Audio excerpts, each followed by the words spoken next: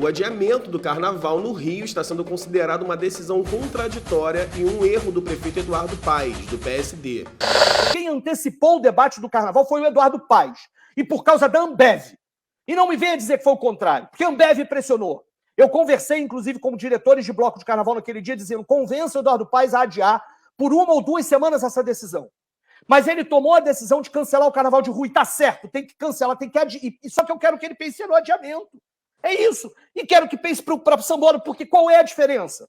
A diferença que o Eduardo Paes anuncia naquele dia é: onde eu puder cobrar passaporte da vacina e teste, eu vou ter evento. E nós estamos tentando discutir com base na ciência, e por isso esse é o tema dessa live. Isso é suficiente? Não está se mostrando suficiente. E pessoas podem morrer. Então o que a gente vai fazer? Vai adiar? Então as pessoas vão ficar sem dinheiro e renda. O que nós vamos fazer para isso? Como é que a gente diminui o impacto sobre isso?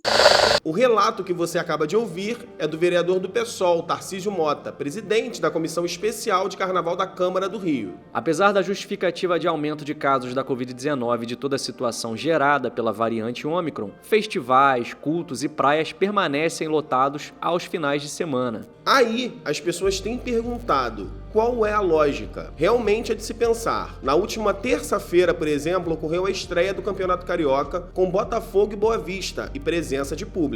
É um erro fatal, na visão da consultora da Sociedade de Infectologia do Rio, Tana Vergara, atrelar apenas os desfiles pelo maior risco de disseminação do vírus. Os desfiles das escolas de samba foram adiados para o fim de semana do feriado de Tiradentes, em abril, com a premissa de ter um cenário epidemiológico mais seguro, conforme defende a Secretaria de Saúde. O governo municipal do Rio justifica que a decisão foi tomada em respeito ao atual quadro da pandemia no Brasil e a necessidade de, neste momento, preservar vidas e somar forças para impulsionar a vacinação em todo o território nacional. Fique com a gente. Eu sou Tavi Moura. E eu sou Cícero Borges.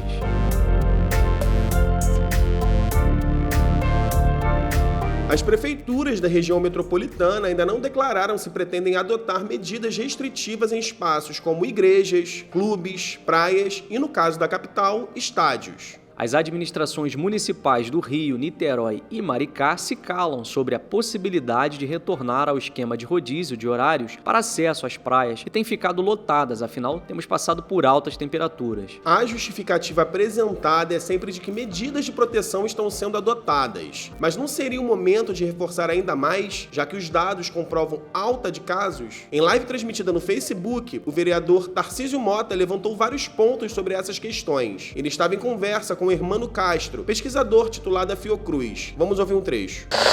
Nós estávamos e estamos, ao longo desses 2 anos, discutindo pandemia.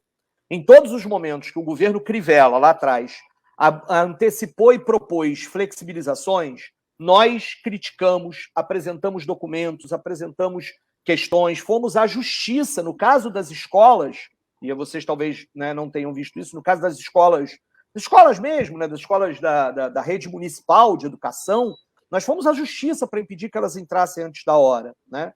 Nós defendemos, ao longo do tempo, uma série de políticas com relação a isso. Bom, e quem acha que o carnaval foi adiado apenas por causa da pandemia, talvez não esteja por dentro de todos os bastidores do que rola no mundo da folia carioca. É que, segundo o colunista Tavi Moura, aqui do Infoco, interlocutores da Prefeitura do Rio contaram que o adiamento do carnaval para abril também acabou sendo um ótimo negócio para o Grupo Globo, já que a emissora oficial do carnaval carioca não teria conseguido vender todas as cotas de patrocínio a tempo da realização dos desfiles das escolas de samba. É isso, Cícero. A emissora que faz a transmissão dos desfiles na Sapucaí teria vendido apenas uma cota, quando o objetivo era vender pelo menos 5. Com isso, em um possível acordo com o prefeito Eduardo Paes, conseguiu adiar a festa. Pois é, e do ponto de vista epidemiológico, as pontuações são claras em começar a rever, de agora, os protocolos sanitários e não deixar apenas na conta do carnaval. Ouça também a declaração de Roberto Medronho, professor titular de epidemiologia da UFRJ. Ele participou da live que discutiu as medidas que podem ser necessárias nesse momento. Então é por isso que nós precisamos conter a transmissão da doença a partir de hoje. E o que nós decidimos no Comitê Científico do Estado foi que nós não falamos o carnaval tem que ser suspenso. Não foi isso que vai sair na ata, mas que nós estamos recomendando que as aglomerações que resultem em grandes eventos que resultam em grandes aglomerações sejam suspensos, mas suspensos agora.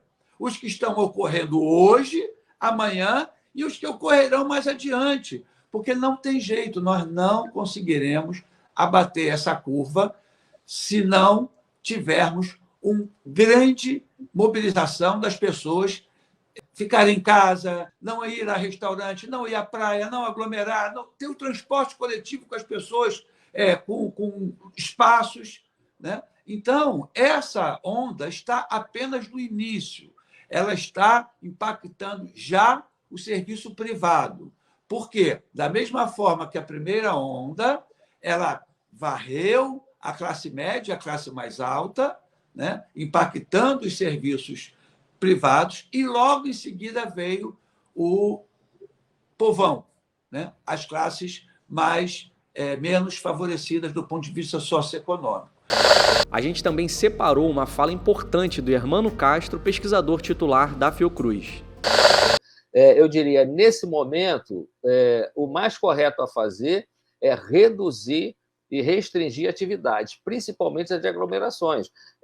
Futebol, não precisa ter público no futebol, enfim, tem que rever esses protocolos. Aí os comitês científicos da cidade, do estado, dos estados, têm que rever cada detalhe desse protocolo para reduzir a aglomeração e diminuir a disseminação do Ômicron.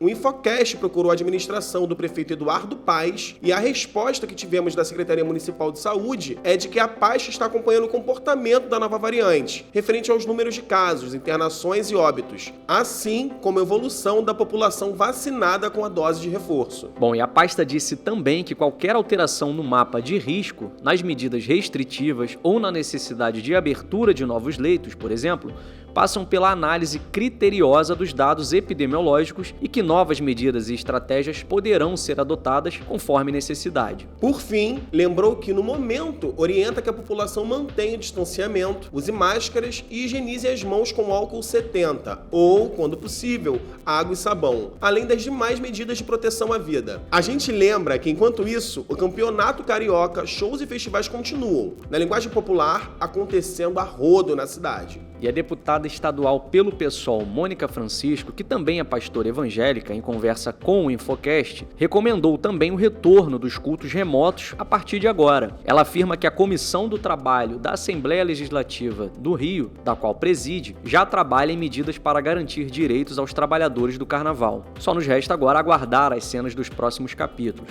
A gente segue acompanhando. O Infocast fica por aqui. Esse programa contou com a produção de Ezequiel Manhães, participação de Cícero Borges e Tavi Moura, sonoplastia de Marcelo Tavares e edição de Karina Cruz. Você acessa o nosso podcast pela plataforma Spotify, pelo nosso canal do YouTube, www.youtube.com/enfoco, site de notícias, e também pelo Apple Podcasts.